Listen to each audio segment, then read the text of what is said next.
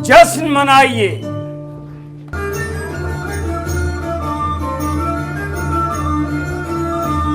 जश्न मनाइए, किले के सारे कमरे आप सबके लिए खुले, खुशियां मनाइए। देख रहा है विनोद, क्या कर रहे हैं भूषण जी? डांस कर रहे हैं लड़की के साथ और सबको कह रहे हैं जश्न मनाइए। जी सर। तो क्या आप कहाँ पंचायत करते थे और अब यहाँ डांस वांस कर रहे हैं एकदम? सर- बॉल डांस कहते हैं इसको, क्या कहते हैं?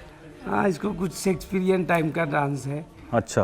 तो ये है कि 28 को पंचायत आ रही है, तो 31 को हम अपने थिएटर कंपनी से, पुअर थिएटर कंपनी से ओथेलो प्रीमियर कर रहे हैं, प्ले शेक्सपियर का, कि कॉन्ट्राडिक्ट कर पाए, अपनी पर्सनैलिटी को ह्यूमर से थोड़ा ट्रेजेडी पे ला पाए। बहुत ज़बरदस्त। और ये पूरा थिएटर है, देखिए, मतलब जहाँ पे इस प्ले का रिहर्सल चल रहा था और दुर्गेश जी से हमें बात करनी थी, तो मुझे लगा कि इससे अच्छा क्या हो सकता है। और ये जितने लोगों को आपने अभी डांस करते हुए देखा, आने वाले टाइम में हो सकता है पंचायत 4, 5, 6, 10 या फिर और दूसरे प्लेटफॉर्म्स पर, फिल्मों में, इनमें से कोई हमें दिखे और फिर हम निकाल के वीडियो बनाएंगे। वो देखिए, वो लड़की दुर्गेश जी के साथ डांस कर रही थी, आज शाहरुख खान की हीरोइन है। तो वो लोग अपनी पंचायत कर लें, हम अपनी कर लेते हैं, बैठ के आइए। देख रहा है विनोद, अंग्रेजी बोल बोल के कैसे बात को घुमाया जाता है। ये राइटर ने लिखा है। नहीं, लड़कियों के प्रपोजल नहीं आए, लेकिन हाँ, मुड़ के देख लेती हैं, ये मेरे लिए काफी है। तो मैं इंजीनियरिंग की तैयारी ही कर रहा था, मेरा क्रैक नहीं हुआ था क्रैक जी। तो मेरे बड़े भाई ने बोला कि आप पर्सनैलिटी डेवलपमेंट के लिए थिएटर वर्कशॉप कीजिए। एक इंटरेस्टिंग बात बता दूं, पहली बार दे रहा था तो राजकुमार राव दे रहे थे, उनका एडमिशन हो गया था। आपका नहीं हुआ था? हमारा नहीं हुआ था। बहुत पुराना असिस्टेंट है मुकेश छाबड़ा कास्टिंग कंपनी का, उसने मुझे ऑडिशन के लिए बुलाया था। वो फिल्म थी पीके में एक लॉकेट छीनने वाला सीन है, उस सीन इम्प्रोवाइज कराया था। उसी सीन से मुझे हाईवे मिली थी कि मेरा जो होल कैरियर है अभी तक का, पंचायत 2 तक का, ये राइटरों की वजह से, क्योंकि मैं 1 सीन 2 सीन किया हूँ। क्या नाम है तुम्हारा? पाब्लो यादव। घर का नाम बताओ? प्रदीप यादव। ये राइटर का कमाल है। पर अभी 27-28 को रिलीज है, तो पूरा दूध का दूध पानी का पानी हो जाए। अमिताभ बच्चन जी को, ठीक है। फिर उसके बाद लेना चाहूँगा सलीम खान जी को, और फिर उसके बाद नसीर सर जी को, और एक मैं खुद रहूँगा, और एक नए में विजय वर्मा।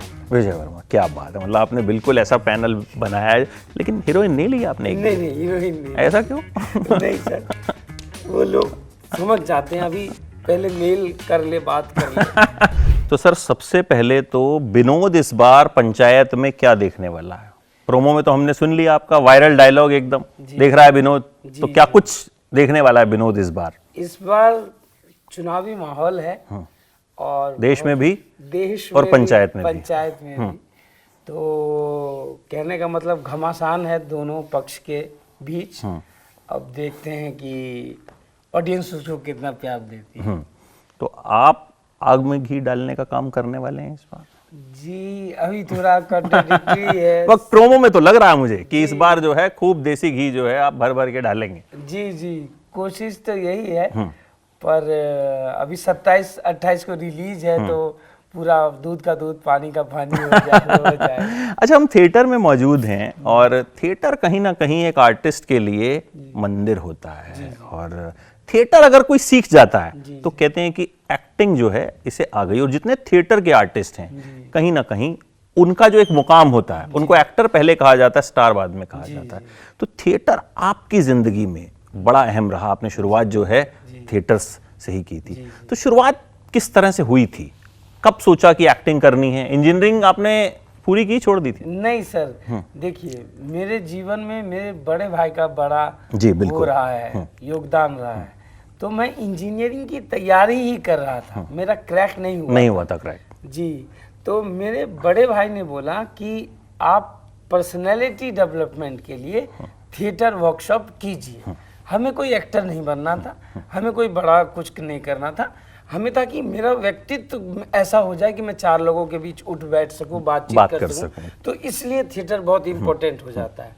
तो मैंने 2001 में पहली वर्कशॉप करी भाई के कहने पर, उद्देश्य थिएटर ग्रुप न्यू दिल्ली, अजय कटारिया जी चला रहे थे। तो उनके साथ हमने ताजमहल का टेंडर करा, 45 दिन रिहर्सल करके शो करा। तो मुझे तब बहुत मज़ा आया, बहुत मज़ा आया। लेकिन सर बात ये होती है ना कि थिएटर फ्रीलांस कर लो और थिएटर की ट्रेनिंग ले लो, ज़मीन आसमान का अंतर है। तो मेरे बड़े भाई ने बोला, मैं उस समय 12th ही था, तो 12th में पूरे ऑल इंडिया में एक ही स्कूल था, वो था Shri Ram centre of performing art. Yes. तो वहाँ मैंने 2 कोशिशों के बाद तीसरी कोशिश में मेरा वहाँ एडमिशन हुआ। तो एक इंटरेस्टिंग बात बता दूं, पहली बार दे रहा था तो राजकुमार राव दे रहे थे, उनका एडमिशन हो गया था, आपका नहीं हुआ था? हमारा नहीं हुआ था। तो 2004 से 6 महीने वहाँ पे ट्रेनिंग ली, 4-5 अच्छे प्ले किए। उसके बाद मैंने फिर फ्रीलांस थिएटर किया, ग्रेजुएशन कंप्लीट किया। ग्रेजुएशन कहाँ से किया आपने? मैंने इग्नू से ग्रेजुएशन किया, हिंदी ऑनर्स से किया हुआ है। फिर उसके बाद मैं एनएसडी में 2 अटेम्प्ट में मेरा हो गया। फिर मैंने एनएसडी की ट्रेनिंग ली और फिर उसके बाद वहाँ से 1 साल फेलोशिप लिया। हमारे गुरु हैं रॉबिन दास जी, उनके अंदर में। फिर मैं रेपेट्री में चला गया। हाँ, मैं ये पूछने वाला था कि रेपेट्री का एक्सपीरियंस कैसा रहा? रेपेट्री का एक्सपीरियंस शुरुआती समय में जब मैं था सर, तो हम लोग को क्राउड का ही काम दिया जाता था, छोटे रोल क्राउड का काम, क्योंकि आपसे सीनियर लोग होते हैं, वो बड़े रोल कर रहे होते हैं। तो मेरा प्लान था कि मैं 6 साल करूँगा, क्योंकि वहाँ 6 साल तक कर सकते हैं आप। तो 6 साल करूँगा, पर मुझे पहले साल में ही एक ऑडिशन से हाईवे फिल्म मिल गई और फिर मैं मुंबई आ गया। तो ऑडिशन दिल्ली में हुआ था, मुंबई में? दिल्ली में हुआ था तो ऑडिशन। पता कैसे चला आपको कि मेरा ऑडिशन? दोस्त है एक आकाश डब्बास, जो एमसीसी का बहुत पुराना असिस्टेंट है, मुकेश छाबड़ा कास्टिंग कंपनी का।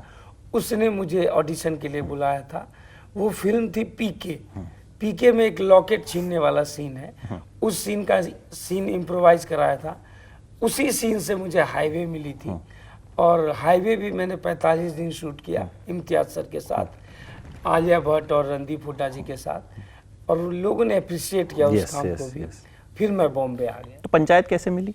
पंचायत सर ऐसे मिली कि एक नवनीत रागा करके असिस्टेंट हैं कास्टिंग बे के, उन्होंने कॉल किया कि एक फोटोग्राफर का कैरेक्टर है, कीजिएगा। मैं गया, फोटोग्राफर का ऑडिशन दिया। तो फोटोग्राफर का जो रोल किए हैं वो एस्पिरेंट के राइटर हैं, वो राइटर थे, उनको वो रोल मिल गया। मुझे बोला कि एक कैरेक्टर है, कीजिएगा। तो मैं बोला क्या काम है? तो बोला भूषण करके एक कैरेक्टर।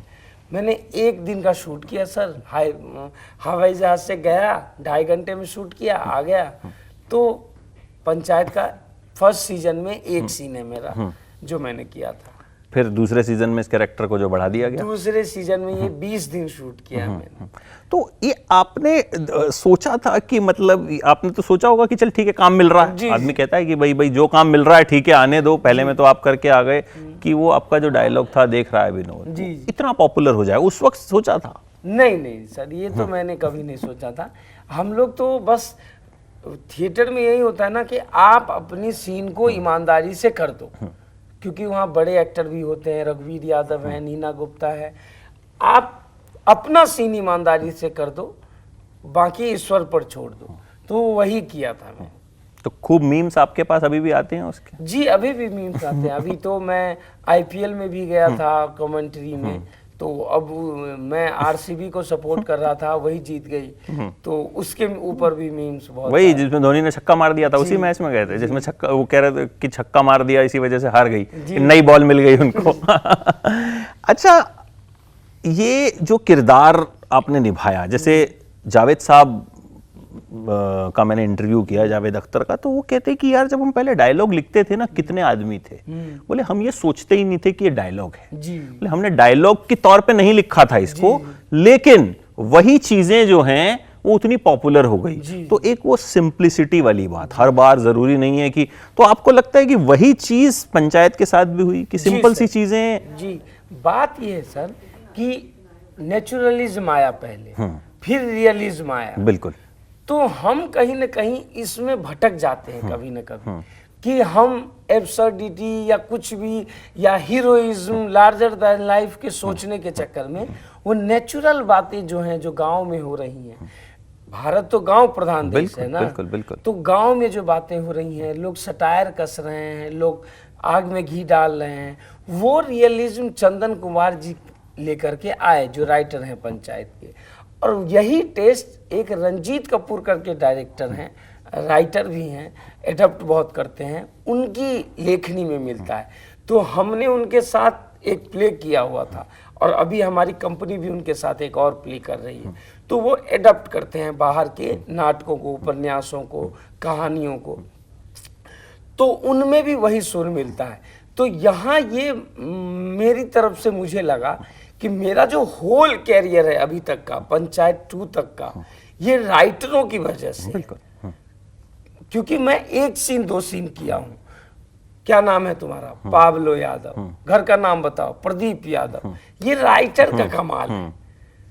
देख रहा है विनोद, अंग्रेजी बोल बोल के कैसे बात को घुमाया जाता है, ये राइटर ने लिखा है और हमने रिस्पेक्टफुल्ली, ट्रूथफुल्ली कर दिया, तो वो कमाल हो गया।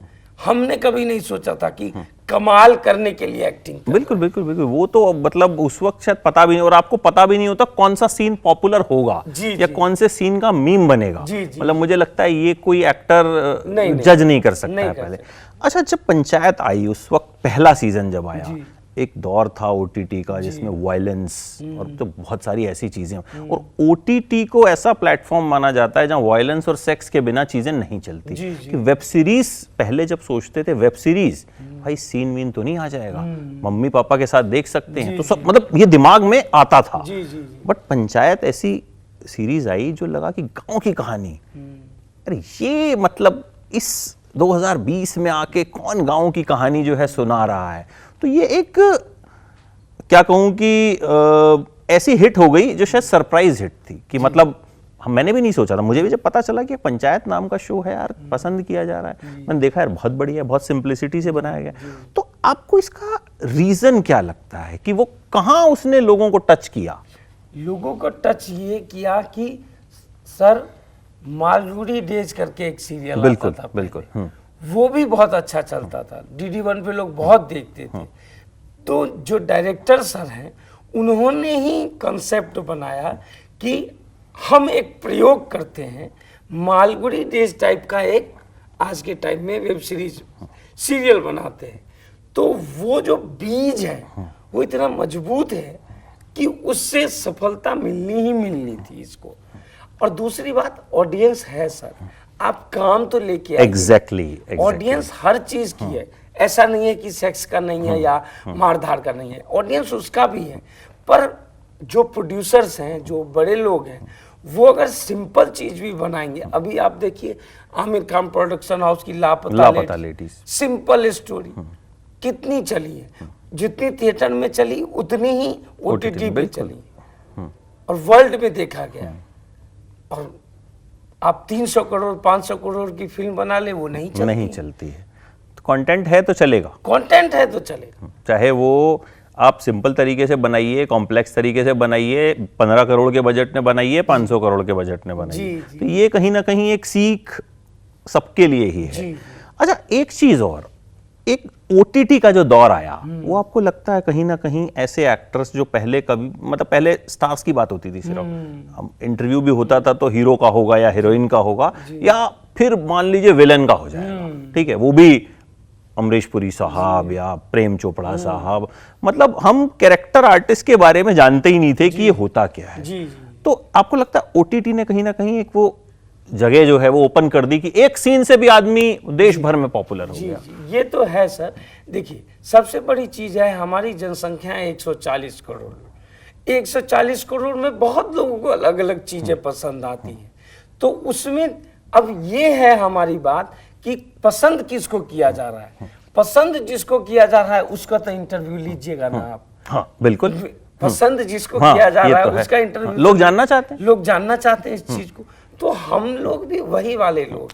मैं एक दबंग जब आई थी तो उसमें चौबे जी का किरदार निभाते हैं एक्टर, ठीक है, तो वो मुझे बाई चांस कहीं पे मिल गए। मैं गया हुआ था किसी और का इंटरव्यू करने, तो मुझे पता चला ये चौबे जी का किरदार निभाते हैं। अब वो उनका गेटअप भी कैरेक्टर के हिसाब से था, मैंने पहचाना नहीं, तो मैंने पूछा उनसे, मैंने कहा सर आपका इंटरव्यू करेंगे? अरे मेरा इंटरव्यू करेंगे? तो मैंने कहा हाँ। तो हमने उनसे पूरी उनकी जीवनी पूछी। आप मानिएगा वो इंटरव्यू इतना चला, उसमें लोग हमको थैंक यू बोल रहे थे कि थैंक यू सो मच कि आपने ऐसे आर्टिस्ट का भी इंटरव्यू लिया। हाँ हाँ। तो लोग कहीं ना कहीं, मतलब मुझे लगता है हम लोगों ने खांचा बना दिया है कि भाई लोग इसी बारे में जानना चाहते हैं। जी, तो शायद किसी को नहीं पता लोग क्या जानना चाहते हैं। लोग क्या अच्छा, आपके बचपन के बारे में थोड़ा सा बताइए, कहाँ से हैं और क्या, कौन कौन परिवार में? मैं दरभंगा जिला बिहार से। वहाँ पर मेरे पिताजी सीएम आर्ट्स कॉलेज में प्रोफेसर रहे, अभी रिटायर हो गए हैं, तो अभी आराम कर रहे हैं वो। तो मेरा ये हुआ, तो हमने सरस्वती ज्ञान ज्योति शिशु मंदिर से 6 तक पढ़ाई की। बचपन में क्रिकेट खेलना, गुल्ली डंडे खेलना, यही सब चलता रहा। मुझे लाइफ में वो करना था जो मेरा बड़ा भाई करता था। मेरा बड़ा भाई एमबीबीएस की तैयारी किया तो सोचता था एमबीबीएस बन जाऊंगा। मेरा बड़ा भाई यूपीएससी की तैयारी करता था। तो बड़ा भाई का मेरे ऊपर बहुत प्रभाव रहा है और उसने मुझे गाइड किया है, तभी मैं आज यहाँ तक पहुँचा हूँ और बहुत सपोर्ट करता है। डॉक्टर शिवशक्ति नाम है उनका, वो +2 में केमिस्ट्री पढ़ाते हैं एक ग्रामीण विद्यालय में। तो वो मुझे अक्सर इंस्पिरेशनल कहानियां नहीं होती, इसने यूपीएससी क्रैक कर लिया, यहाँ का लड़का क्रिकेटर बन गया, नेतरहाट में एडमिशन हो गया, नवोदय विद्यालय में एडमिशन हो गया, तो ये सब कहानियां वो मुझे बताता रहता था। तो इसी सब का नतीजा है कि 12th करने के बाद फिर मैं जब दिल्ली आया तो उसने मुझे बोला कि दुर्गेश देख, पढ़ाई लिखाई तो चलता रहेगा जीवन भर, तू थिएटर कर, शायद तुझे इसमें कुछ पॉसिबिलिटी दिखे और तू अच्छा कर पाए। तो मोतीपुर गांव है मेरा, जो कि दरभंगा जिला में पड़ता है, अलीनगर प्रखंड में, और वहाँ मेरी थोड़ी खेती बाड़ी है और अभी वहाँ एक छोटा सा घर मेरे बाबूजी ने बना दिया है। शहर में भी घर है और मैं अपने पिताजी के कृपा से यारी रोड में भी एक छोटा सा घर खरीद लिया हूँ। तो ये बताइए कि पढ़ाई लिखाई में आप अच्छे थे या एवरेज थे? मैं एवरेज था। तभी इंजीनियरिंग क्लियर नहीं हुई? जी, तो तभी हम बैठ के जो है आज आपका इंटरव्यू कर रहे हैं। नहीं तो फिर आप इंजीनियर होते तो फिर पता नहीं कहाँ पे क्या कुछ जो है कर, लेकिन फिर दिमाग में आया कैसे कि इंजीनियरिंग करनी है? भाई तो एमबीबीएस की तैयारी कर रहे थे। मेरे बड़े भाई और बड़ी 2 बहनें हैं जो एमबीबीएस की तैयारी में लगी, पर वो लोग भी क्रैक नहीं कर पाए। तो मेरे पिताजी को मोनोटोनस हो गया कि बायोलॉजी हमारे घर में नहीं चलता। तो उन्होंने बोला तू मैथ ले, तो मैथ लिया। तो मैथ देख के एक बार इंजीनियरिंग दिया, मैं समझ गया मुझसे भी नहीं होगी इंजीनियरिंग। मेरे भाई ने उसी दिन मना कर दिया कि तू ये सब छोड़, तुझे जो पसंद आता है कर, बस थिएटर करता रहे। तो आपके भाई के दिमाग में थिएटर आया कैसे? क्योंकि वो खुद तो एमबीबीएस कर रहे थे या टीचिंग के फील्ड में गए हैं वो, तो लेकिन थिएटर आना जो है वो कहीं ना कहीं बहुत, क्योंकि थिएटर में पैसा नहीं है। थिएटर आप कर सकते हैं, अपनी सेटिस्फेक्शन के लिए कर सकते हैं, सीख सकते हैं, लेकिन जितने थिएटर आर्टिस्ट हैं उनमें कोई करोड़पति या कोई वैसा नहीं है। मतलब मैं जितना मैं मतलब आर्टिस्ट से मिला हूं या जितना मैंने समझ, तो उनके दिमाग में कैसे आया कि थिएटर? मेरा बड़ा भाई एक्चुअली बहुत तेज दिमाग का आदमी है। वो उस समय वॉइस ऑफ अमेरिका सुनता था, बीबीसी सुनता था रेडियो पे, जब लाइट भी नहीं थी, 2 बैटरी लगाए और सुनता था। तो उसका समाचार सुनने का बहुत अच्छा वो था एक्सपीरियंस। और वो हमारे तरफ आती थी हिंदुस्तान अखबार एक, उसमें वो नोटिस पढ़ता रहता था। तो उसने पता लगाया कि एनएसडी जैसी एक संस्था है जो स्कॉलरशिप देती है और वहाँ 3 साल की ट्रेनिंग देती है। तो ये उसे पता था जब मैं 8th में था। तो उसने इस चक्कर में मुझसे थिएटर करवाया कि तू एनएसडी कर लेगा तो 2 पैसे का आदमी हो जाएगा। अच्छा, ये बताइए जो आज नए आर्टिस्ट आ रहे हैं, अभी मैंने देखा आपके साथ भी इस प्ले में 10-12 यंग बच्चे हैं, 20-22 साल के, 23 साल के, उनसे क्या कहना चाहेंगे कि थिएटर कितना इम्पोर्टेंट है? थिएटर तो कम से कम आपको 2 से 3 साल दबा के करना ही चाहिए। उससे 2 चीज होता है, आपको फिल्म मिले ना मिले, आप जीवन में एक अच्छे इंसान जरूर बन जाएंगे। तो सिर्फ रोजगार के प्रोस्पेक्टिव से नहीं देखिए, आप जीवन, मेरे बाबूजी बोलते हैं जीवन जीना एक आर्ट है, कला है। बिल्कुल। तो अगर आप थिएटर कर लेते हैं ना, कैसे बातचीत की जाती है, सीनियर से कैसे बातचीत की जाती है, जूनियर से कैसे बातचीत की जाती है, ये सब सिखाता है थिएटर। और हमें समूह में रहना सिखाता है, ग्रुप में टीम वर्क करना सिखाता है। तो इसलिए थिएटर बहुत ज़रूरी है, और नए लोगों को तो कम से कम 2-3 साल करना ही चाहिए। अच्छा, पंचायत की फिर से मैं बात करूंगा, और थोड़ा सा, क्योंकि पंचायत एक मजेदार वेब सीरीज है, हम देखते हैं तो मजा आता है। ह्यूमर उसका ऐसा है कि जो कोई ऐसे पंचेस होंगे जो मतलब शायद आप उनको पंचेस कहेंगे भी नहीं, कि हम बस हंस रहे हैं। जी। अगर आपको मान लीजिए पंचायत बैठानी हो, 5 लोगों की एंटरटेनमेंट इंडस्ट्री से किसी मुद्दे पे एक फैसला करना है, तो किस 5 लोगों को आप लेंगे? सर मैं लेना चाहूंगा सबसे पहले अमिताभ बच्चन जी को, ठीक है। फिर उसके बाद लेना चाहूंगा सलीम खान जी को, और फिर उसके बाद नसीर सर जी को, और एक मैं खुद रहूंगा, और एक नए में विजय वर्मा। क्या बात है, मतलब आपने बिल्कुल ऐसा पैनल बनाया है। लेकिन हीरोइन नहीं ली आपने? नहीं, हीरोइन नहीं। ऐसा क्यों?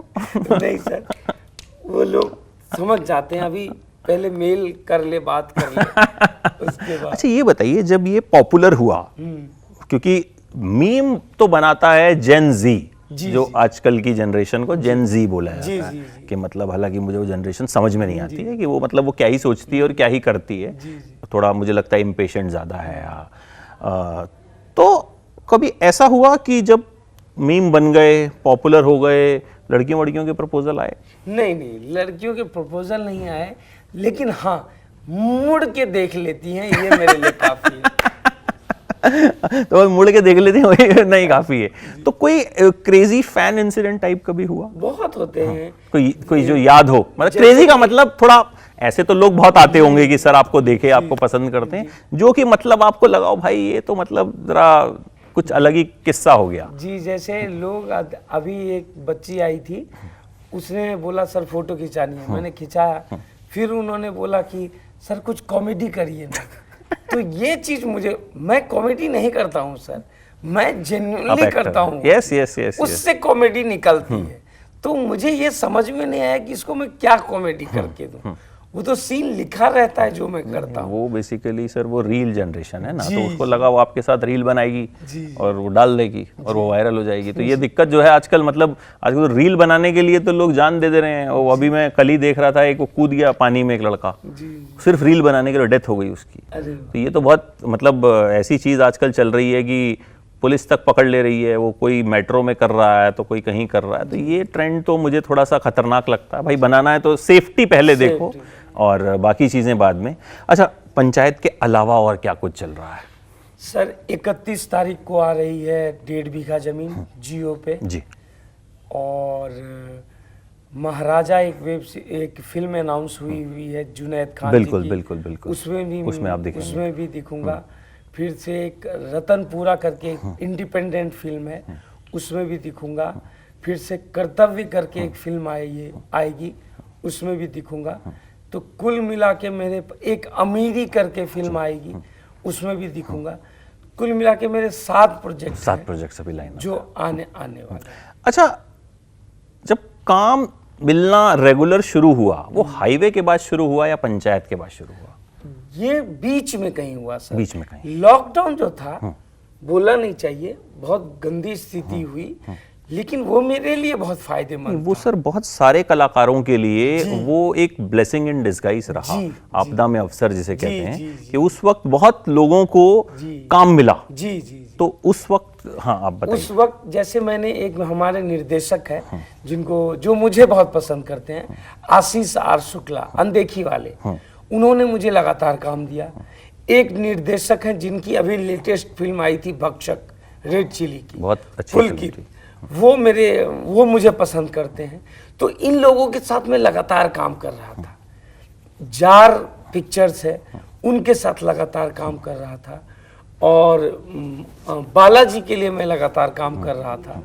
तो वो मेरे लिए, और मेरा पहला सीन वायरल हुआ था सर, पावलो यादव।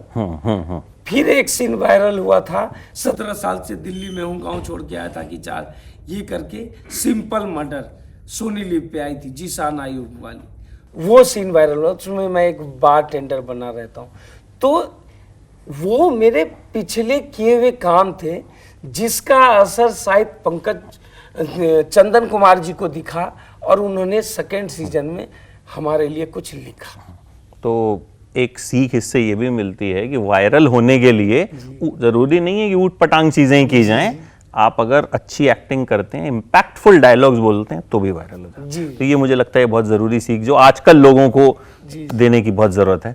तो आपको ऐसे ही काम मिलता रहे और हम ऐसी ही बातचीत करते रहें आपसे। Thank you so much. बड़े दिन से हम कोशिश कर रहे थे कि आपसे बातचीत हो जाए, बट आपके कहीं ना कहीं व्यस्तता रहती है और मैं कह रहा हूँ बिल्कुल ऐसे ही रहना चाहिए। और आज अभी थिएटर ये भले खाली है, बट 31 तारीख को 31 मई 1 जून वेदा कुर्मा 6 बजे और 9 बजे 2 शो 4 शो हैं हमारे। तो प्लीज़ ओथेलो प्ले कर रहे हैं, डायरेक्टेड बाय तौकीर आलम खान और पुअर थिएटर कंपनी संपत जी के सहयोग से ये हो रहा है। प्लीज़ जो लोग मुंबई में हैं जरूर आए, प्लीज आइए। और अगर मैं मुंबई में हुआ तो मैं भी जरूर आऊंगा, मैं भी देखूंगा। बड़ा मजा आया आज मुझे कम से कम रिहर्सल देख के। बड़े दिन बाद थिएटर में मैंने रिहर्सल देखी। तो अगर आप मुंबई में हो तो जरूर आइएगा और देखिएगा कि विनोद क्या देख रहा है। Thank you so much sir, बहुत मजा आया आपसे बात करके। Thanks a lot.